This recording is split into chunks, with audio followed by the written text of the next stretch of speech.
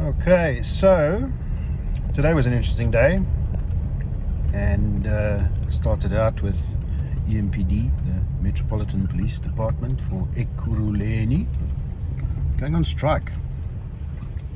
And this is mainly because of a wage dispute. And I remember reading all of these posts that were going around on social media, and everybody kind of knowing something and being the first to post, you know, the usual thing that happens like that. But I'm not sure that people really know the reality of what's going on. I don't know that I know the full story. I know quite a bit of the story in the background, but essentially it goes about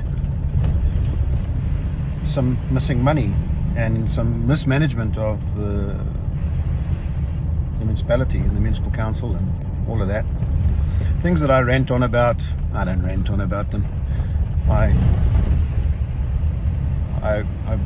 bring attention to them fairly regularly. And so it's got to do with that, where the EMPD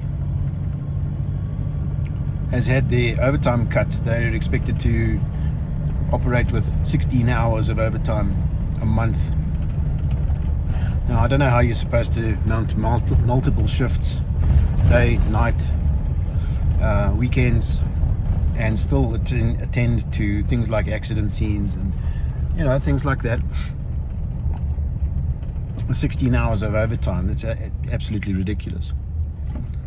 What they should have is a decent salary and you know, a proper length shift, so that it can actually cover the work that's required. But instead it seems as though the politicians, it's like the tail is wagging the dog. The politicians are dictating what they have to use, and then somehow the people, the commanders down at ground level, are supposed to somehow make that work.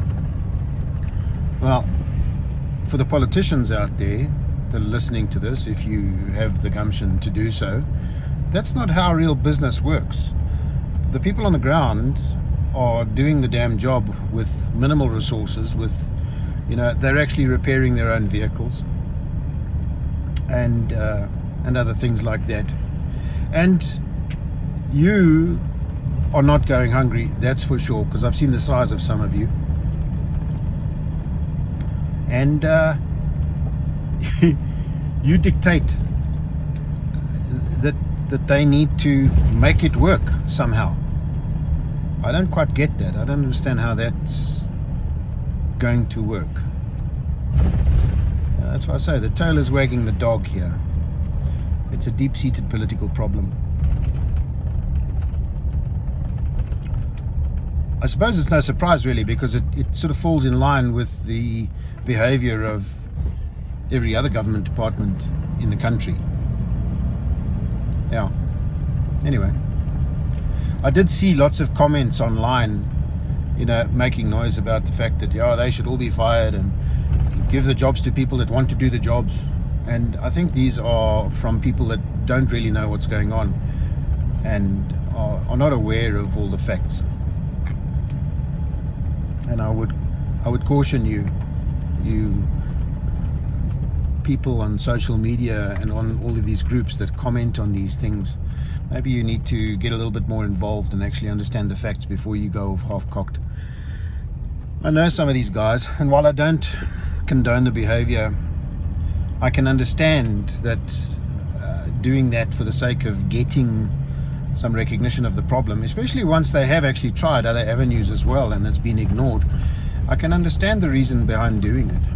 So there's that to consider. Yeah. In other news, I have resigned as the community safety representative for Ward 25 from the ward committee.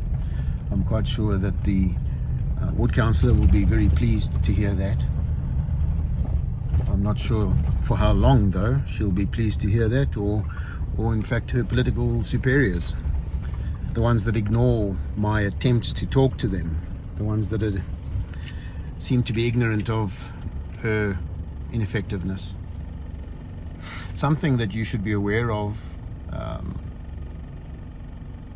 whether it's the people in the municipal council, or whether it's the political people that fielded her as a candidate.